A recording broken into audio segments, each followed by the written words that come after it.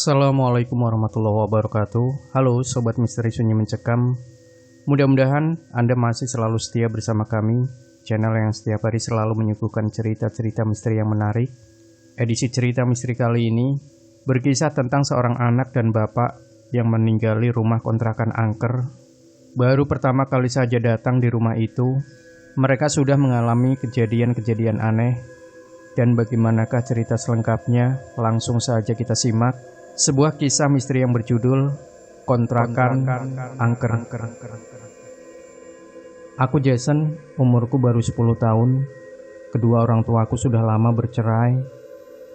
Aku tidak tahu pasti alasan mereka berpisah. Ibu sudah punya suami lagi, sedangkan ayahku masih setia merawatku. Namun, akhir-akhir ini aku marah kepada ayah lantaran kami mau pindah rumah. Padahal aku sudah nyaman dengan rumah yang sekarang. Aku gak mau ninggalin teman-temanku di perumahan ini. Alasan ayah pindah, katanya harga sewa rumah ini semakin naik. Ayah gak sanggup buat bayar sewanya. Mau gak mau aku harus terima kenyataan ini. Berat sekali rasanya meninggalkan rumah ini, soalnya banyak sekali kenanganku bersama ibu di sini. Pagi-pagi sekali, ada sebuah truk sudah terparkir di depan rumah. Pasti ayah yang menyewanya untuk mengangkut perabotan ke rumah yang baru. Kami akan pindah ke pinggiran kota, ke rumah kontrakan yang lebih murah. Selepas maghrib, aku dan ayah tiba di rumah kontrakan baru. Rumah itu tampak usang seperti tidak pernah dihuni selama bertahun-tahun. Di beranda ada 2 kursi yang terbuat dari kayu, juga jendela besar bernuansa Betawi. "Ayah serius kita mau tinggal di rumah ini?" tanyaku. "Iya nak, rumah ini harga sewanya murah. Kita akan tinggal di sini untuk setahun ke depan," jawab ayah. Aku masuk ke dalam rumah itu untuk melihat-lihat. Ternyata di dalamnya tidak seseram yang kubayangkan. Rumah itu sudah ada yang membersihkan. Satu persatu perabotan kami diangkut. Ayah sibuk mengarahkan para pekerja agar hati-hati saat menggotong barang yang mudah pecah.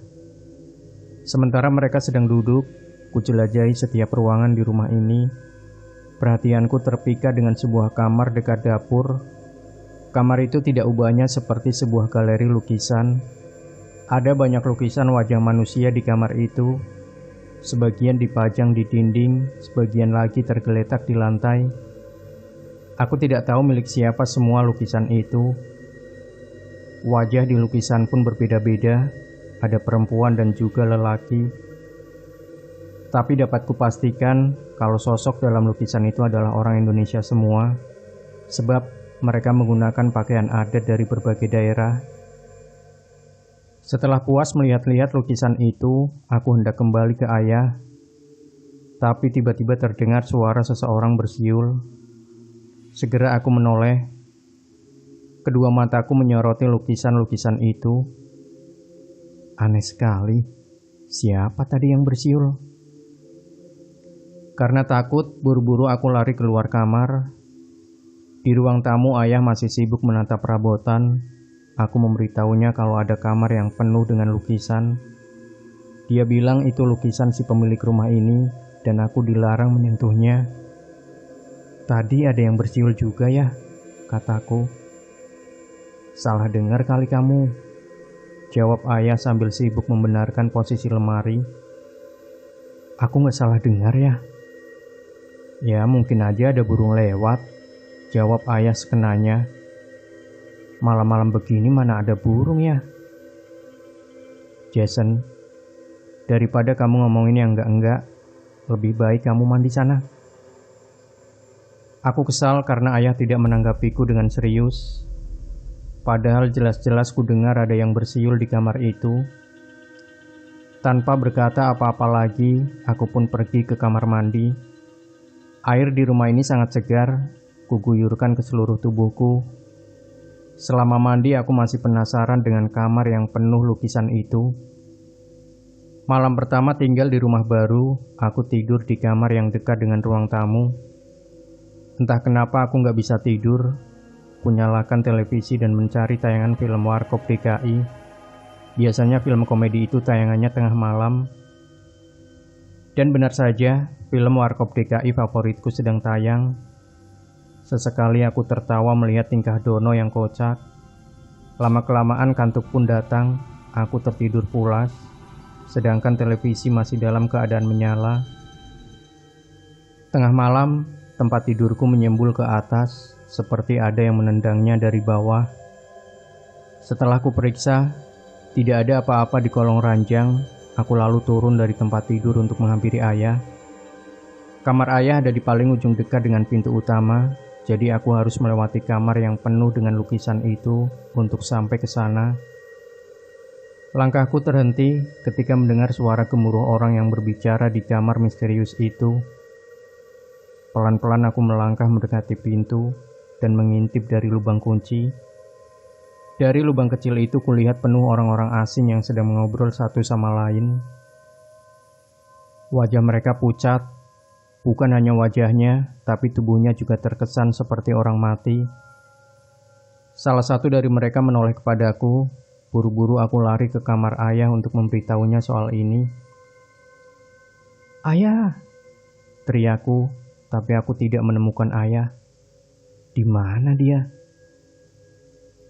Di atas mejanya kutemukan secari kertas yang berisi sebuah pesan dari ayah. "Jason, ayah ada urusan mendadak. Jangan keluar rumah selama ayah pergi. Ayah akan segera pulang." Setelah membaca pesan dari ayah, tiba-tiba lampu kamar berkedap-kedip. Aku menelan ludah sendiri. Keramaian di kamar sebelah masih terdengar jelas. Bergegas kututup pintu kamar dan mengunci diri di dalam. Aku naik ke atas tempat tidur ayah, lalu menutup tubuhku dengan selimut. Tak lama berselang, kudengar suara langkah kaki kerumunan orang di ruang tamu. Mereka masih mengobrol satu sama lain. Siapa orang-orang itu? Wajahku berkeringat, kedua tanganku bergetar karena takut. Semoga mereka tidak menemukanku di kamar ini. Saat aku mencoba untuk tidur kembali, ada yang mengetuk pintu. Aku tidak mau membukakannya sebelum mendengar itu adalah suara ayah. "Jason, kamu di dalam ya, Nak?" Hatiku lega saat mendengar suara ayah dari luar. "Iya ya," timpalku. Aku meloncat dari tempat tidur dan langsung membukakan pintu. "Jason, kamu di dalam ya, Nak?" Setelah pintu itu kubuka, aku tidak melihat ayah, tapi suara ayah masih dapat kudengar. "Jason, kamu di dalam ya, Nak?" Suara ayah seakan ada di mana-mana. Aku menoleh ke kanan, dan di sana puluhan orang asing menatapku sambil tersenyum lebar. Itu senyum yang aneh. Bibir mereka tersungging sampai ke telinga. Aku menjerit, lalu mengunci diri di dalam kamar ayah lagi. Aku tidak bisa tidur, ini masih jam 1 dini hari. Riuh orang yang sedang mengobrol di ruang tamu benar-benar membuatku takut. Apalagi barusan ada sosok menakutkan yang tersenyum ke arahku. Siapa mereka? Apakah rumah ini ada hantunya? Ayah benar-benar tega ninggalin aku sendirian di rumah ini. Aku sedang mencari cara untuk menghubungi ayah. Oh ya, aku ingat dulu ayah pernah bilang kalau dia menyimpan ponsel darurat di lacinya. Dia menyuruhku untuk menghubunginya kalau terjadi apa-apa di rumah. Bergegas ku cari ponsel itu di laci ayah. Di laci yang paling atas tidak ada, laci kedua juga tidak ada. Dan di laci ketiga, tepatnya di samping tumpukan majalah, akhirnya ponsel itu kutemukan. Untung saja baterainya belum habis. Kupijat tombol ponsel itu, lalu mencari nomor telepon ayahku. Saat itu juga ada seseorang yang kembali mengetuk pintu kamar. Kali ini ketukannya berbeda dan hanya 3 kali ketukan saja. Tanganku bergetar. Nomor telepon ayah susah sekali ditemukan. Setelah susah payah mencari nomornya, segera ku telepon ayah. Sialnya nomor itu malah tidak aktif. Aku berdecak kesal, lalu kembali ke tempat tidur. Ponsel itu masih di genggamanku. sebelum aku bersembunyi di balik selimut. Mataku menangkap sebuah surat di bawah pintu. Surat itu berwarna biru dan tampak mencurigakan. Karena penasaran, ku ambil surat itu lalu membacanya. Aku di bawah, tolong aku. Hanya itu yang tertulis dalam surat, tidak ada nama pengirimnya di bagian bawah. Siapa malam-malam begini yang minta tolong? Aku juga tidak paham maksudnya di bawah itu di mana. Setauku rumah ini tidak memiliki ruang bawah tanah. Sebelum kulipat surat itu, muncullah surat lainnya dari bawah pintu, seperti ada yang menyodorkannya. Segera kubuka surat tersebut, dan lagi-lagi isinya hanya satu kalimat saja, tanpa ada nama pengirimnya. Pesan itu berbeda dari surat sebelumnya. Aku ada di ruang bawah tanah. Cepat ke sini. Ayahmu juga di sini. Apa? Ayahku juga ada di sini. Tanpa pikir panjang lagi, kubuka pintu. Orang-orang asing itu sudah menghilang entah kemana, tapi banyak surat yang tergeletak di lantai. Surat-surat tersusun rapi mengarah ke dapur, seperti membuat petunjuk jalan. Dengan penuh penasaran, ku ikuti surat-surat itu. Tibalah aku di dapur. Surat itu berhenti di dapur, dan saat ku injak lantainya, ada sesuatu yang aneh. Lantainya rapuh, seperti ada ruang di bawahnya. Ku angkat satu persatu keramik itu. Tampaklah triplek besar yang seolah menutupi lubang. Triplek itu lumayan berat. Aku sampai berkeringat mengangkatnya. Di bawah triplek itu ternyata ada lubang dan sebuah tangga. Tidak salah lagi, rumah ini memang punya ruang bawah tanah. Aku ragu antara turun atau tidak, lalu ponsel berdering. Aku senang karena akhirnya ayah menelponku. Buru-buru ku angkat telepon dari ayah. Untuk beberapa saat terdengar bunyi tut-tut di seberang telepon. Setelah berhasil tersambung, aku langsung mencerocos pada ayah. Ayah di mana? Rumah kita ada hantunya ya, aku takut. Di dapur juga ada ruang bawah tanah. Jason, tolong ayah. Ayah ada di ruang bawah tanah. Kamu turun sekarang ke sana ya. Iya ya, ayah jangan khawatir. Jason turun sekarang juga, kataku dengan nafas terengah-engah. Iya, turun ya sekarang. Ayah tunggu, timpal ayah. Telepon ditutup, aku langsung turun ke lubang itu. Baru 5 tangga ku turuni, dari atas kulihat ada ayah memperhatikanku. Ayah? Desisku sambil mendongak. Ayah tidak menjawab, dia hanya tersenyum datar, dan dari belakangnya muncul lagi sosok yang menyerupai ayahku. Bukan hanya satu, tapi ada 2 sosok yang muncul. Kini ada 3 orang yang menyerupai ayah. Mereka menatapku. Tatapan itu sekarang terkesan mengerikan. Ayah? Kataku seketika aku nangis sambil berpegangan erat pada tangga. Aku tidak tahu apa yang harus kulakukan sekarang. Salah satu dari mereka malah menutupi kembali lubang itu dengan triplek. Aku menangis sejadi-jadinya sambil berteriak minta tolong ke ayah. Kini aku sendirian di dalam lubang yang gelap dan lembab. Dengan sekuat tenaga, kudorong triplek yang menutupi lubang. Sayangnya tenagaku tidak cukup kuat untuk membuka triplek itu. Mungkin saja sosok yang menyerupai ayah menahan tripleknya dari atas agar aku tidak bisa keluar. Tidak ada jalan lain, aku harus turun ke bawah. Siapa tahu di bawah sana ada jalan keluar. Dengan sangat hati-hati, kuturuni satu persatu anak tangga. Lubang ini sangat gelap. Kakiku harus meraba-raba anak tangga agar tidak jatuh. Aku melihat sebuah cahaya. Tidak salah lagi, aku pasti hampir tiba di ruang bawah tanah. Dengan susah payah, akhirnya aku berhasil menuruni tangga itu. Sekarang aku berada di sebuah ruangan yang lebih layak disebut gudang. Ruangan ini cukup luas, banyak tumpukan kardus bekas di mana-mana. Dengan penuh waspada aku mulai menelusuri ruangan ini. Apakah ayah tahu kalau ada ruang bawah tanah di rumah ini? Di sudut ruangan, kulihat seorang lelaki berdiri membelakangiku. Karena penasaran, perlahan aku mendekatinya. Dia mengenakan jaket hitam, topi dan celana panjang berwarna hitam. "Jadi kamu penghuni baru rumah ini?" Lelaki itu membalikkan badan. Dari wajahnya aku dapat menebak kalau dia berumur sekitar 50 tahunan. "Bapak ini siapa? Kok ada di rumah saya?" Dia tersenyum sinis. "Ini rumahku, bukan rumah kamu." Lelaki itu mendekat, aku mundur beberapa langkah. Kata ayah, aku harus selalu hati-hati kalau bertemu dengan orang asing. "Jangan takut, aku bukan orang jahat." Dia mengambil kursi lipat yang tergeletak di lantai. "Duduklah, aku mau ceritakan sesuatu padamu." "Cerita apa?" "Tentang rumah ini," jawabnya singkat sambil tersenyum. Tampaknya lelaki ini memang murah senyum dan ramah.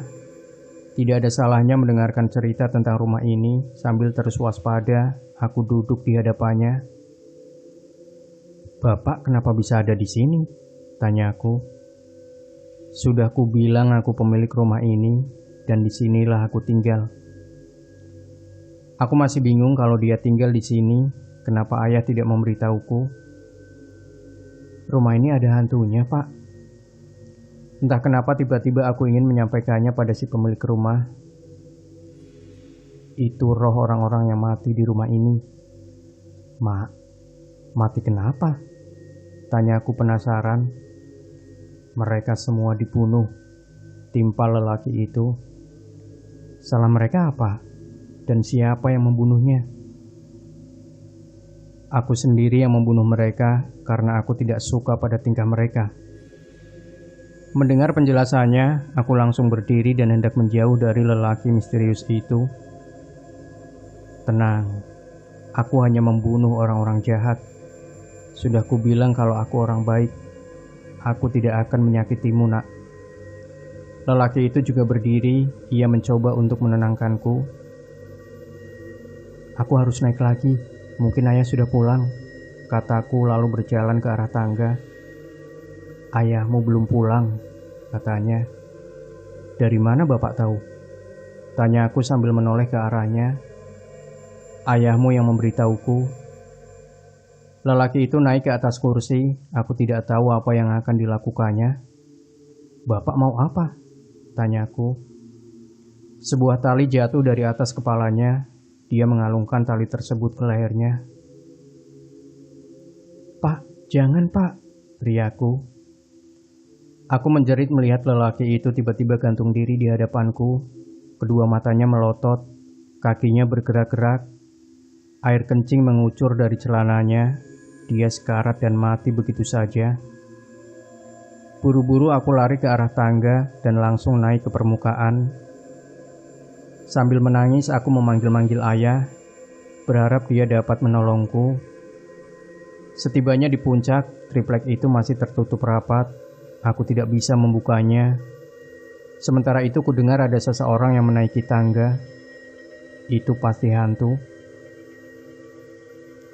"Ayah, tolong!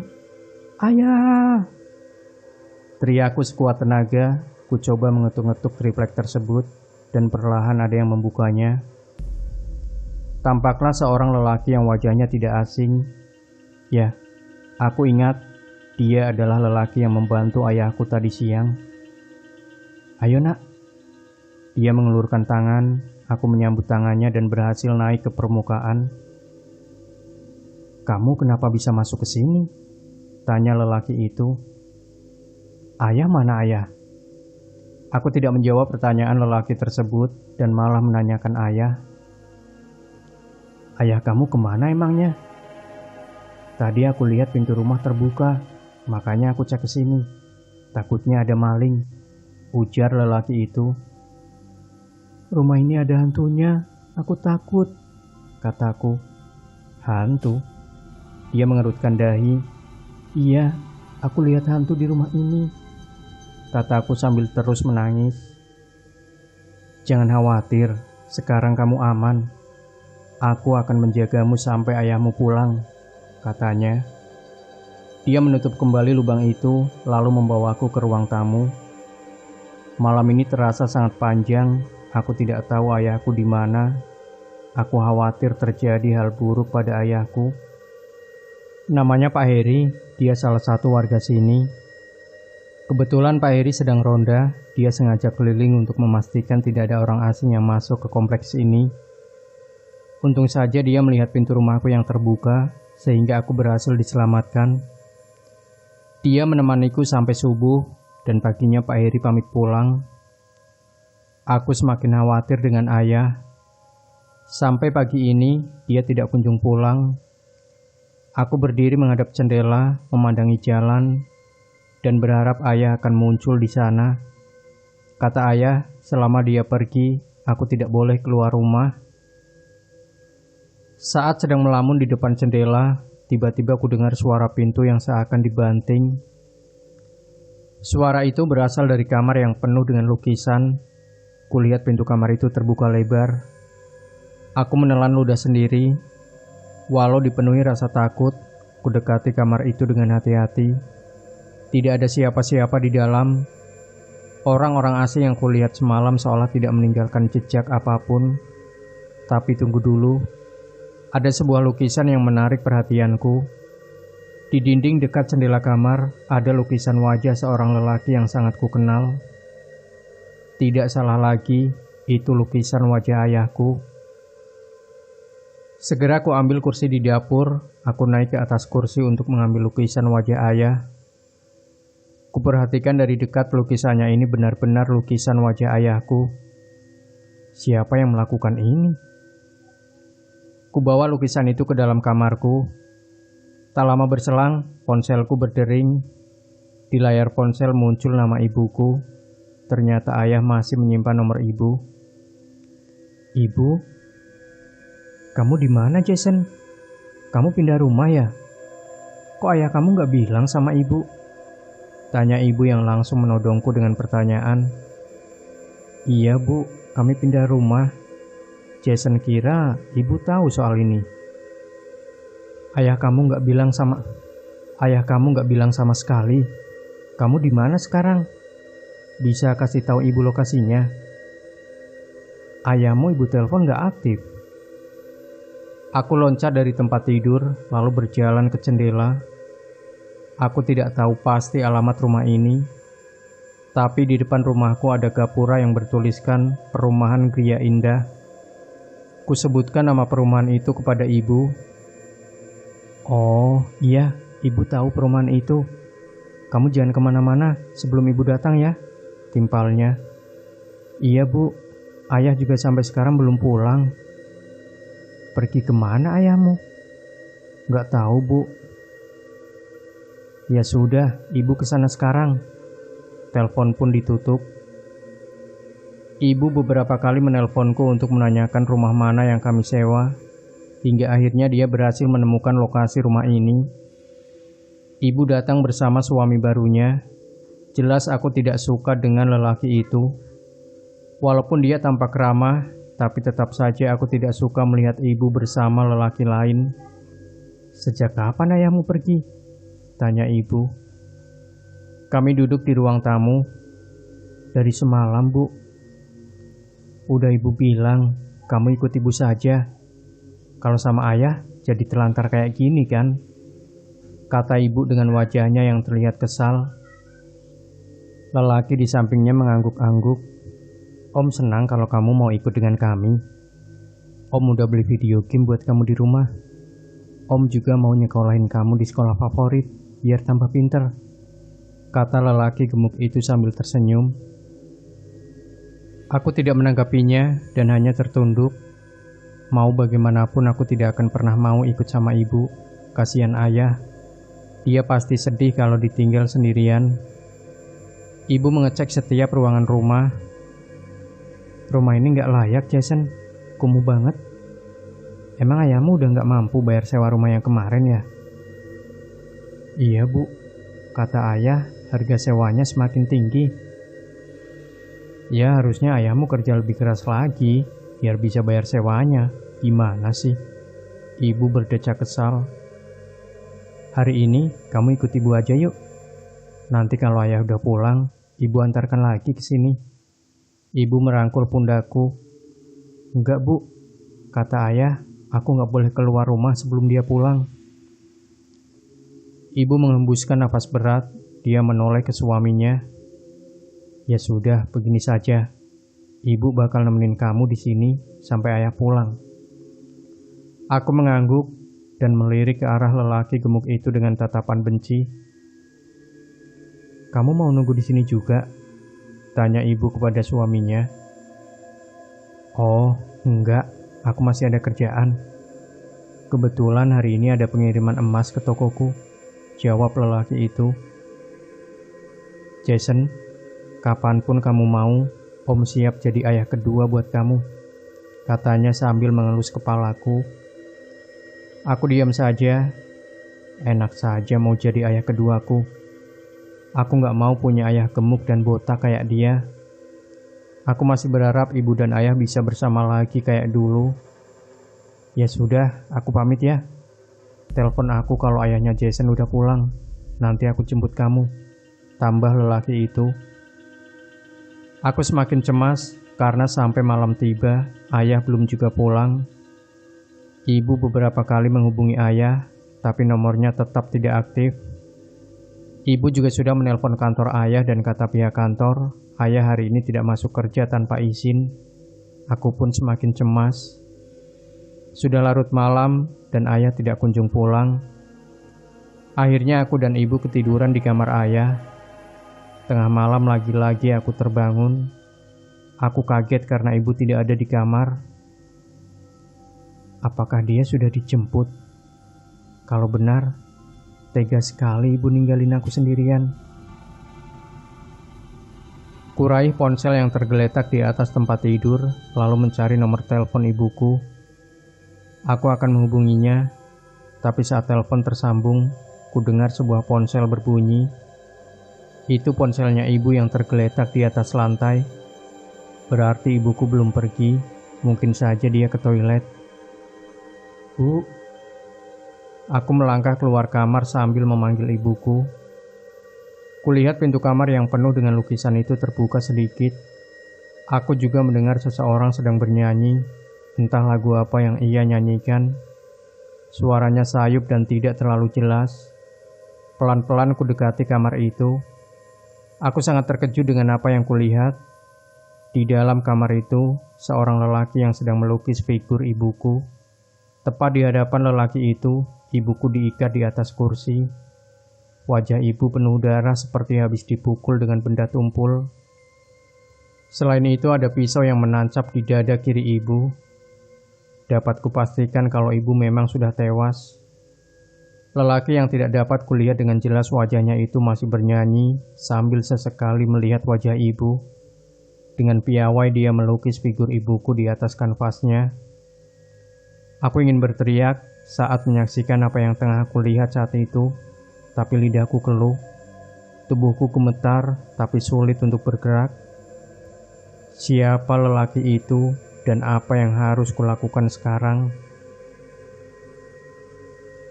Tampaknya dia tidak mendengar teriakanku, atau mungkin dia pura-pura tidak mendengarnya.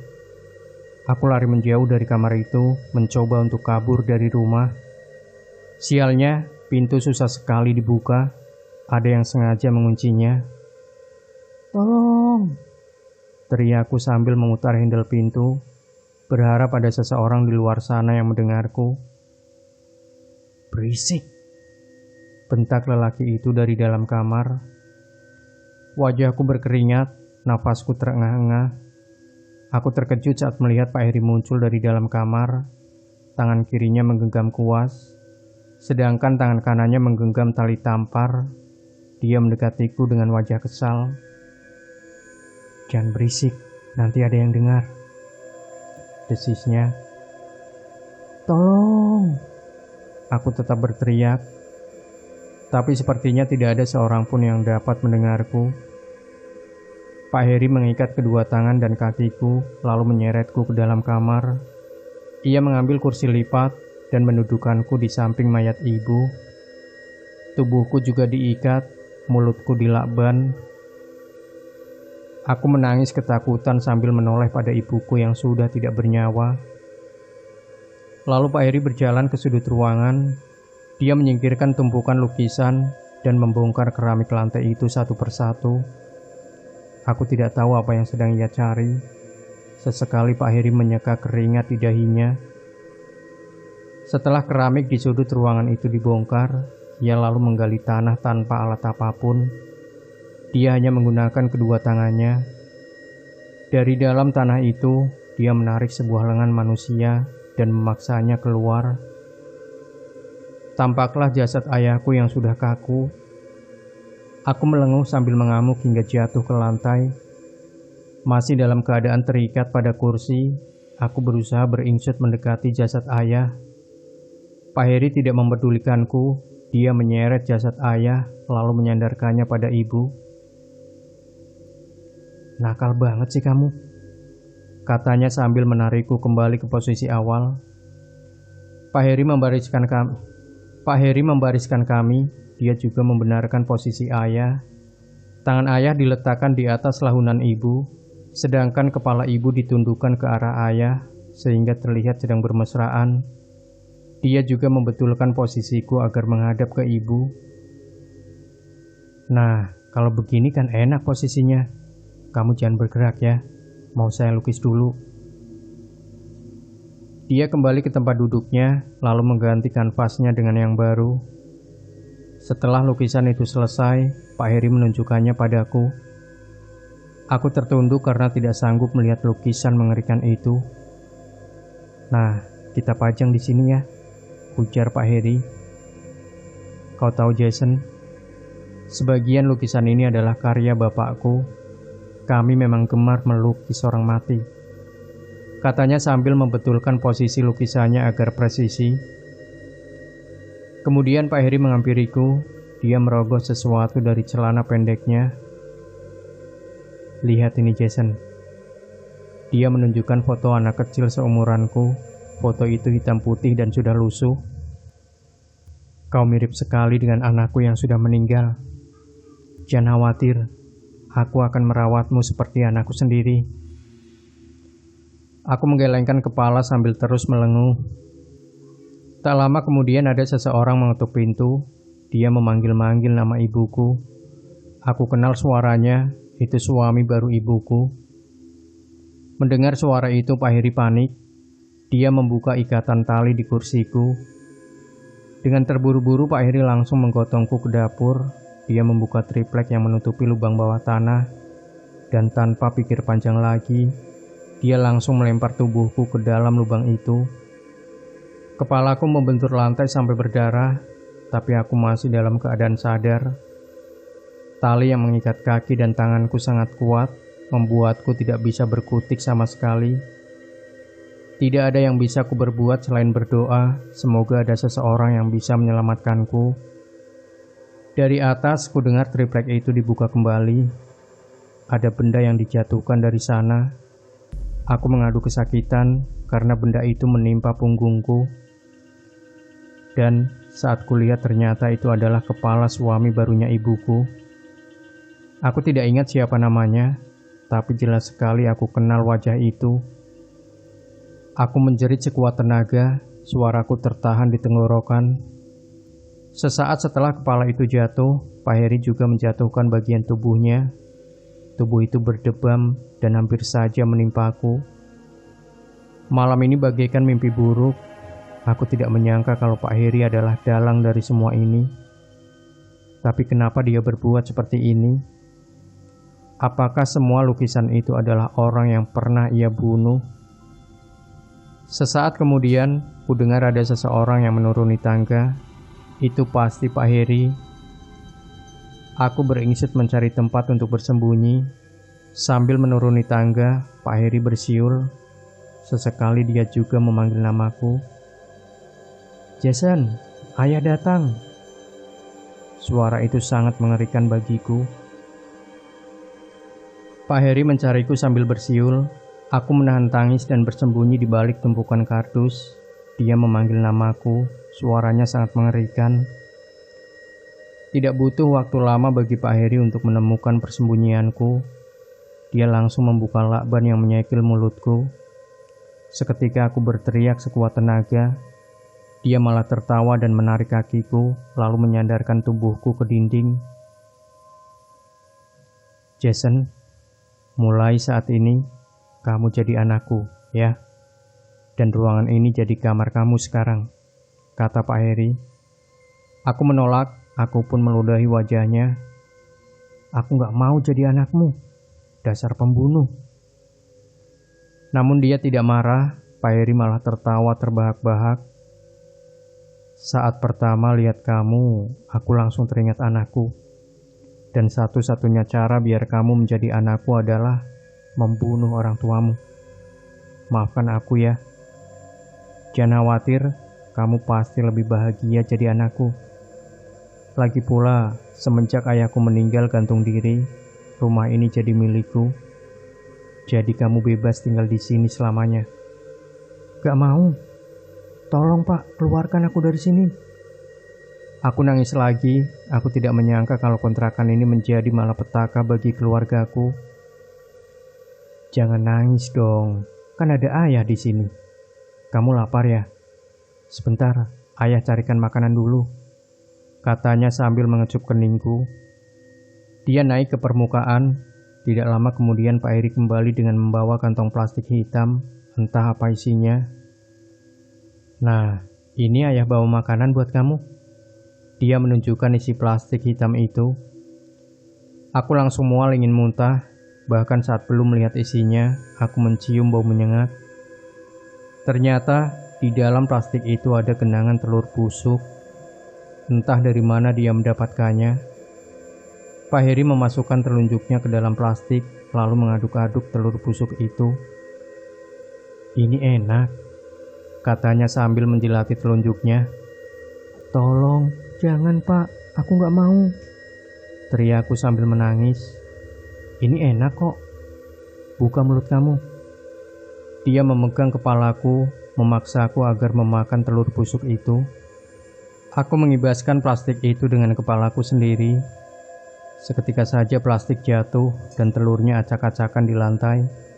Lagi-lagi Pak Heri tidak marah. Dia malah tersenyum sambil mengelus-elus kepalaku. Ya sudah kalau kamu gak mau. Nanti ayah carikan makanan yang lebih enak lagi ya. Sekarang ayah mau melukis dulu. Dia naik ke permukaan dan kembali membawa peralatan lukis. Dia lalu menyeret kursi lipat yang tergeletak di sudut ruangan. Yang bikin aku bergidik ngeri, yaitu Pak Heri mendudukkan jasad suami ibuku yang sudah tak berkepala. Ini bakal jadi karya seni yang hebat. Tubuh tanpa kepala. Dia tertawa terbahak-bahak dan mulai melukis. Kau lihat ayahmu ini melukis. Siapa tahu kelak kamu jadi seniman andal seperti ayah, kata Pak Heri sambil menoleh kepadaku. Dia tersenyum ramah. Aku tidak menjawab, tapi air mataku terus menetes. Tubuhku kini bergetar kedinginan, kepalaku juga terasa sakit. Darah membasahi wajahku, benturan tadi sangat keras. Aku heran kenapa aku masih bisa bertahan hidup dengan kondisi seperti ini. Aduh, catnya habis nih, padahal belum selesai. Ayah mau ambil catnya dulu ya. Tolong jaga lukisan ayah, pinta Pak Heri. Dia lalu naik lagi ke permukaan. Mayat lelaki tanpa kepala yang duduk di hadapanku benar-benar menakutkan. Ini adalah momen paling horor dalam hidupku. Ditambah lagi ruangan ini yang begitu hening. Aku hanya mendengar suara tangisku sendiri yang tertahan dan sesenggukan. Semakin lama ruangan ini semakin mengerikan. Ku coba memejamkan mata agar tidak terus-terusan melihat jasad tanpa kepala di hadapanku. Tak lama kemudian, ku dengar suara kursi berderit. Saat membuka mata, jasad tanpa kepala itu berdiri di hadapanku. Aku berteriak sekeras mungkin, lalu beringsut untuk menjauh dari jasad yang tiba-tiba hidup kembali. Sialnya, jasad itu malah mendekatiku. Dari kejauhan aku juga melihat kepalanya menggelinding ke arahku. Aku benar-benar takut. Tapi tali yang mengikat tangan dan kakiku begitu kuat dan tidak bisa dilepas. Kepala itu benar-benar ada di hadapanku. Matanya perlahan terbuka. Bibirnya kemudian tersenyum dan mulai terbuka seperti hendak mengatakan sesuatu. "Jason, ayo kita main," lirihnya. Aku berteriak minta tolong, namun tak ada seorang pun yang bisa mendengarku. Rasanya aku mau mati saja, menyusul kedua orang tuaku. Aku Harry, dari dulu aku tinggal bersama bapakku di rumah ini. Sedangkan ibu meninggal saat aku masih kecil. Aku ini seorang pelukis, tapi berbeda dengan pelukis lainnya. Aku suka sekali melukis orang yang sudah mati. Aku yakin kalau bakat melukis ini kudapatkan dari bapak. Sebab dia juga seorang pelukis andal. Bapak juga suka melukis mayat. Koleksi lukisan di kamar itu adalah orang-orang yang sudah bapak bunuh. Mayatnya lalu dikubur di bawah lantai. Setelah bapak meninggal karena gantung diri, akulah yang melanjutkan bapak menjadi seorang pelukis mayat.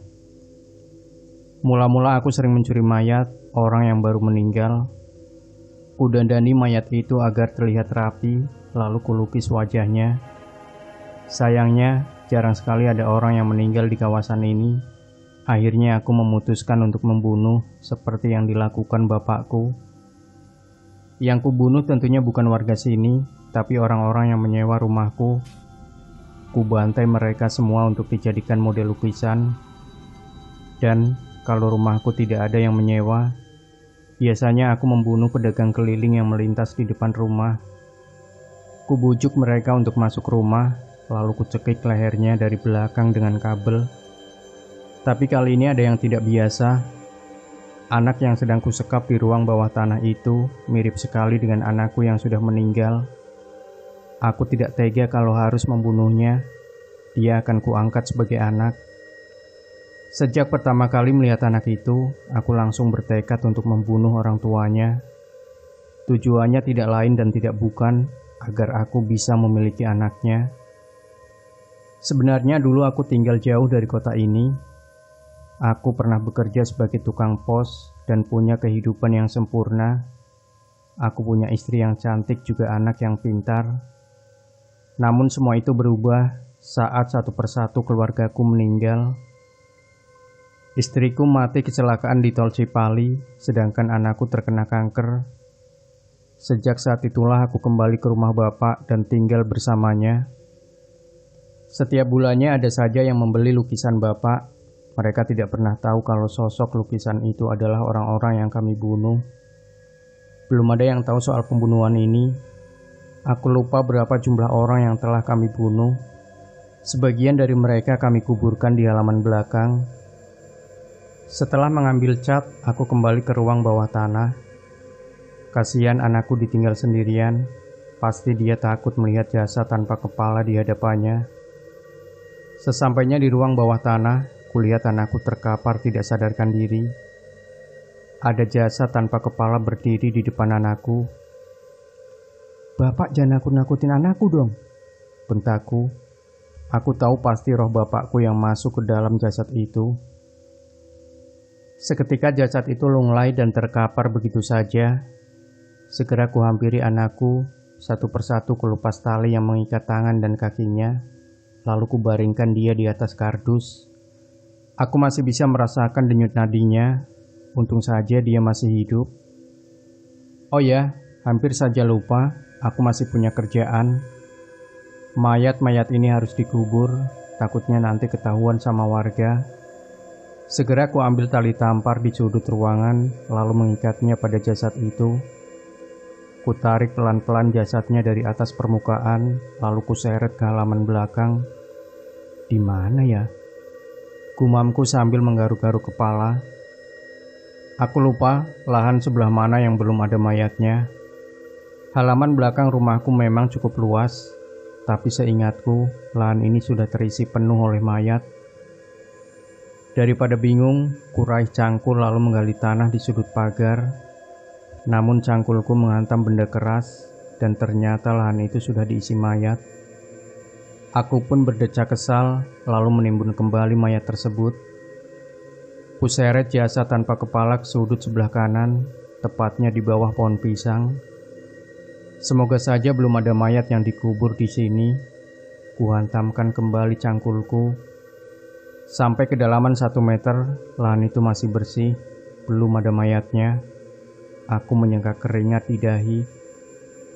Kemudian kumasukkan mayat lelaki itu ke dalam lubang beserta kepalanya. Aku juga mengambil 2 mayat lainnya yang tak lain adalah kedua orang tua Jason. Aku mengubur mereka dalam satu lubang. Di atas permukaannya, kutimbun dengan rerumputan.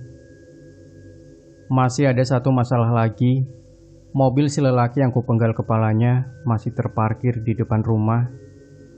Aku bingung harus kuapakan mobil itu. Nanti saja, biar kupikirkan besok. Terpenting, malam ini aku harus membersihkan bercak yang berceceran darah di rumahku. Keesokan paginya, ada seseorang yang mengetuk pintu. Siapa pagi-pagi begini ganggu orang tidur? Dengan kesal ku buka pintu itu, tampaklah 2 orang lelaki di hadapanku. Salah satu dari mereka menyapaku sambil tersenyum ramah. Dengan Pak Heri? Ya, saya sendiri. Ada apa ya? Tanyaku balik. Kami mau beli lukisan Bapak. Saya dengar Bapak adalah pelukis hebat di kawasan ini. Oh iya, silakan masuk. Aku mempersilahkan mereka masuk. Mereka berdua pun masuk sambil melihat-lihat rumahku. Lukisannya di kamar ini, Pak, kataku sambil membuka pintu kamar. Mereka masuk ke galeriku. Wajah mereka tampak terkagum-kagum melihat koleksi lukisanku. Dan tiba-tiba saja mereka menginjak keramik yang belum sempat kusemen lagi. Wah, keramiknya rusak ya, Pak? Tanya salah satu dari mereka. Iya, itu belum sempat aku perbaiki, Pak. Mau beli lukisan yang mana ya?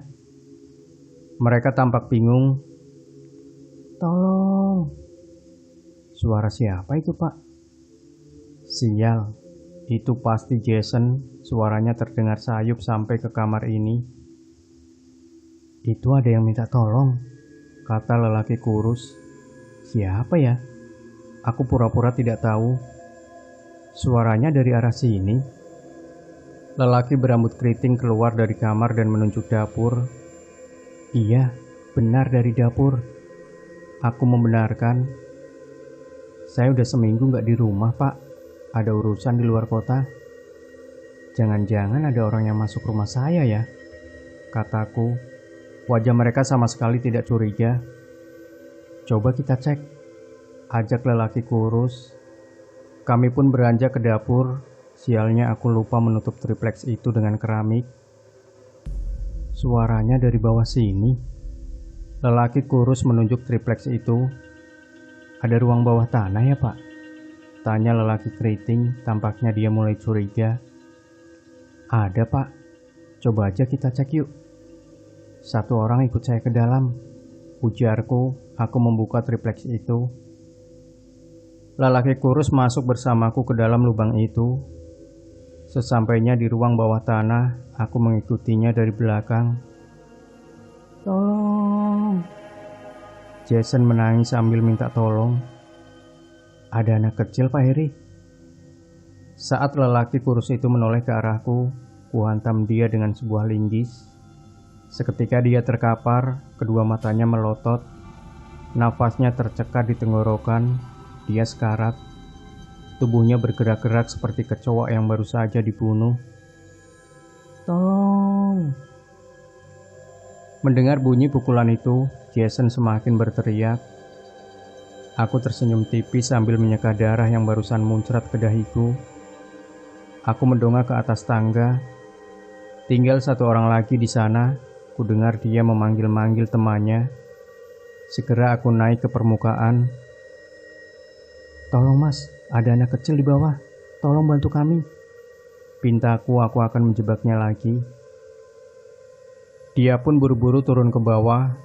Aku sudah menunggunya dan siap menghantam kepalanya dengan linggis. Mana anak kecilnya? Tanya dia sambil menoleh ke arahku. Sialnya saat kuhantamkan linggis itu, dia berhasil menghindar lalu menerjang tubuhku. Kami pun sama-sama terjungkal. Bangsat, apa-apaan ini? Bentaknya sambil merangkul tubuhku dengan sangat kuat. Sementara itu Jason terus berteriak minta tolong. Aku mengamuk, tangan kananku menggapai-gapai linggis yang tergeletak tak jauh dariku. Dengan susah payah, aku berhasil meraih linggis itu.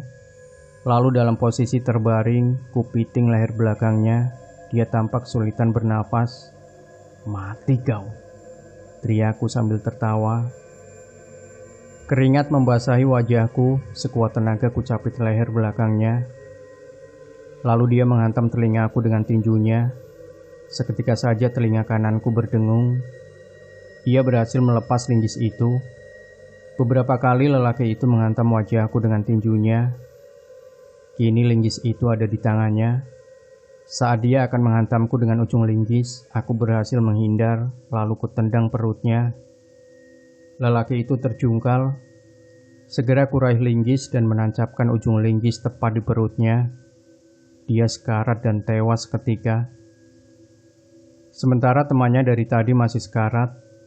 Dia menatapku, tubuhnya kaku seperti orang yang kena stroke.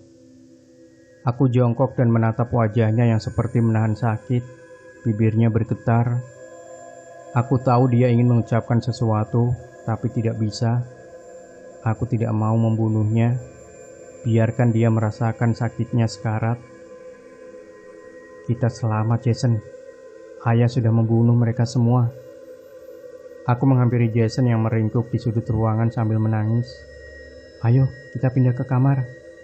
Kutarik lengannya. Tapi tampaknya anakku itu tidak bisa berdiri. Dia terlihat lemas dan pucat. Ah, iya, dia belum makan dari kemarin. Tunggu di sini ya, ayah mau cari makanan dulu buat kamu. Aku naik ke permukaan, lubang itu kututup kembali dengan triplex dan kutindih dengan lemari agar Jason tidak kabur. Aku akan masak mie instan buat Jason, kasihan sekali anakku itu, pasti dia kelaparan. Oh ya, hari ini aku juga akan melukis. Ada 2 mayat baru yang bisa aku jadikan model. Tampaknya karyaku akan sangat bagus. Hahaha. Bukankah selama ini karyaku memang selalu bagus? Menu pagi ini adalah mie instan dan telur mata sapi. Kuputar lagu Di Wajahmu Kulihat Bulan, karya Ismail Marzuki. Lagu itu mengingatkanku pada masa-masa indah bersama istri tercinta.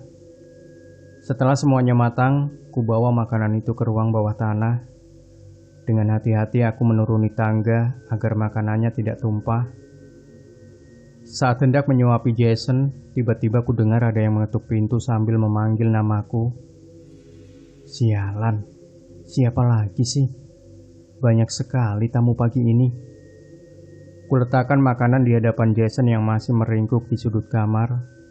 Tubuhnya menggigil, wajahnya juga pucat. Kasihan sekali anakku itu. Segera aku naik ke permukaan. Dari balik jendela kulihat seorang lelaki berpakaian dinas. Mungkin saja dia petugas dari kecamatan. Sebisa mungkin kupasang wajah ramah, lalu kubuka pintu. Lelaki itu tersenyum ramah padaku. Dia mengenakan papan nama bertuliskan Asep. Segera kusapa dia. Selamat pagi Pak Asep. Ada perlu apa ya? Tanya aku sambil tersenyum. Dahinya seketika berkerut. Dia seperti melihat sesuatu yang aneh pada diriku. Di wajah Bapak ada darah tuh. Dia menunjuk wajahku. Oh, tadi habis potong ayam. Hari ini saya masak ayam, Pak. Aku mengusap wajahku dengan lengan baju. Oh, begitu. Maaf mengganggu waktunya, Pak Eri. Perkenalkan, saya Burhan.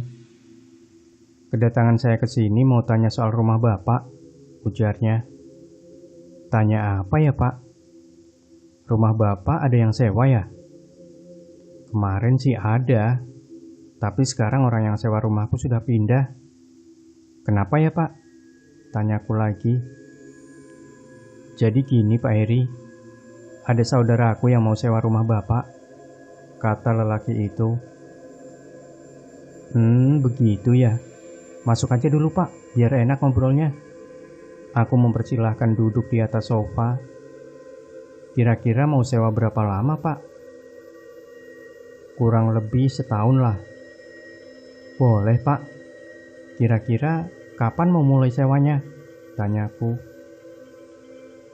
Minggu depan. Saudaraku sudah berkeluarga dan punya 2 anak. Oh ya, harga sewanya berapa buat setahun Pak? 15 juta Pak, jawabku. Baik, nanti akan saya infokan ke saudara saya ya Pak, katanya. Iya Pak, sebentar ya. Aku mengambil secari kertas dan pulpen, lalu menulis nomor teleponku di kertas itu dan menyerahkannya. Ini nomor teleponku Pak, hubungi saja saya ya, kataku. Baik Pak, kalau gitu saya pamit ya, katanya sambil beranjak keluar rumah. Aku mengantarnya sampai depan pintu. Sebelum dia pergi, lelaki itu sempat mengomentari mobil yang terparkir di halaman rumahku. Wah, Pak Heri punya mobil berplat nomor Bandung ya? Dia memperhatikan mobil itu. Oh iya, itu baru saya beli beberapa minggu lalu dari orang Bandung. Keren mobilnya Pak, katanya sambil menyalakan mesin motor. Aku hanya tersenyum. Kalau saja tadi dia berani macam-macam, pasti sudah kubunuh. Setelah itu aku kembali ke ruang bawah tanah. Sayangnya Jason tidak mau makan, tubuhnya semakin lemas. Aku khawatir dia sakit. Kamu sakit ya nak? Aku menyentuh keningnya. Jason tidak menjawab, kedua matanya menatapku. Tatapan itu tajam seperti hendak membunuhku. Ayah bilang makan. Kalau kamu gak makan, nanti kamu mati. Aku menjejali mulutnya, dia malah menangis. Karena tidak tega, aku pun kembali melunak. Maafkan ayah ya, ayah gak mau kamu sakit, kataku sambil mengelus rambutnya. Dia tetap menangis. Oh, aku lupa. Lelaki yang barusan kuhantam kepalanya, apakah dia sudah mati? Aku cek lelaki yang terkapar di lantai. Tampaknya dia masih hidup, dadanya turun naik. Dia masih sekarat. Ah iya, aku punya ide. Selama ini aku hanya melukis orang yang sudah mati dan belum pernah melukis yang sedang sekarat. Ini akan jadi pengalaman pertamaku. Kusandarkan lelaki itu pada dinding, kedua matanya berkedip-kedip. Semoga saja dia nggak keburu mati. Perlahan aku mulai melukis wajahnya. Kepala lelaki itu miring seperti orang yang terkena penyakit stroke. Saat sedang melukis, tiba-tiba ada seseorang yang menghantam kepalaku dari belakang dengan benda keras. Seketika aku terkapar di lantai. Sesaat sebelum tak sadarkan diri, kulihat Jason menaiki tangga. Sialan, ternyata dia hanya pura-pura lemas. Aku berhasil kabur dari rumah Pak Heri. Untung saja pintu rumah tidak dikunci. Dengan sisa tenaga yang ada, aku lari ke perumahan warga untuk meminta tolong. Warga di sana tidak mau gegabah. Mereka langsung menelpon polisi, sedangkan aku dibawa ke rumah sakit. Anehnya, menurut cerita warga sekitar, saat polisi menyergap rumah Pak Heri, bajingan itu sudah tidak ada di rumah. Padahal aku melihat dengan mata kepalaku sendiri kalau Pak Heri terkapar setelah kuhantam dengan benda keras. Aku menceritakan semua kejadian yang kulihat di rumah itu pada polisi, dan mereka berhasil menemukan mayat-mayat manusia yang dikubur di bawah lantai dan halaman rumah. Sedangkan Pak Heri buron, tidak ada yang tahu di mana dia sekarang. Rumah Pak Heri dibakar warga. Mereka geram dengan kasus pembunuhan sadis yang dilakukan Pak Heri. Kini rumah itu rata dengan tanah. Ruang bawah tanahnya masih ada. Kata warga, ruang bawah tanah itu menjadi sangat angker. Mereka sering mendengar cerita wanita dari lubang itu. Karena meresahkan, akhirnya lubang itu diuruk dengan tanah. Aku benar-benar tidak habis pikir kemana larinya Pak Heri. Bertahun-tahun kasus ini masih menjadi misteri. Banyak yang berspekulasi kalau Pak Heri dibawa oleh makhluk halus ke alam jin. Aku pribadi tidak percaya dengan hal itu. Aku yakin sampai saat ini Pak Heri masih hidup. Tapi di mana dia? Ingin sekali aku membunuhnya. Selama bertahun-tahun aku berusaha mencari keberadaan bajingan itu dan sama sekali tidak membuahkan hasil. Di hari ulang tahunku yang ke-29, aku merayakannya dengan istri dan kedua anakku di rumah. Aku juga mengundang beberapa staf kantorku. Aku memang sekarang sudah berkeluarga dan menjadi pengusaha sukses, tapi tetap saja masih ada yang mengganjal dalam hidupku. Kejadian masa kecil yang mengerikan membuat resah. Mungkin kalau saja aku berhasil membunuh bajingan itu, hidupku akan tenang. "Ayo Pak Jason, tiup lilinnya," kata stafku sambil tersenyum ramah. "Iya Pak, ayo tiup. Baca doa dulu ya." Istriku menyentuh pundakku. Lamunanku buyar dan segera kutiup lilin kue ulang tahunku. Mereka pun bertepuk tangan. Istri dan anakku memelukku. Tidak lama kemudian, ada seseorang menekan bel pintu rumahku. Itu pasti teman-temanku yang terlambat datang. Namun dugaanku salah. Tidak ada siapa-siapa di sana. Aku hanya menemukan bingkisan segi empat seperti bingkai foto besar yang dibungkus menggunakan kertas koran. Langsung kubuka bingkisan itu. Ternyata itu adalah sebuah lukisan. Sosok dalam lukisan itu benar-benar membuatku terkejut.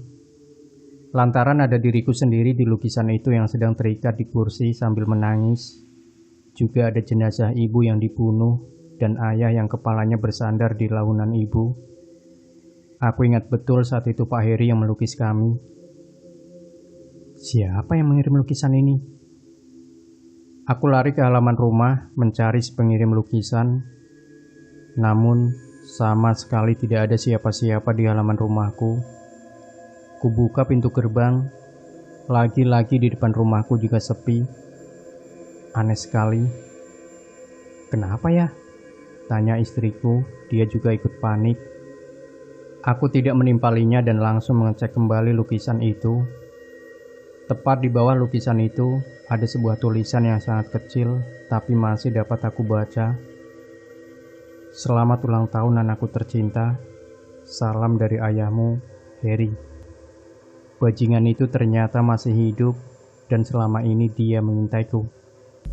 Demikian Sobat Misteri Sunyi Mencekam. Jangan lupa berikan komentar Anda, like, share video ini, subscribe channel Sunyi Mencekam, dan kembali nantikan cerita-cerita misteri terbaru dari kami.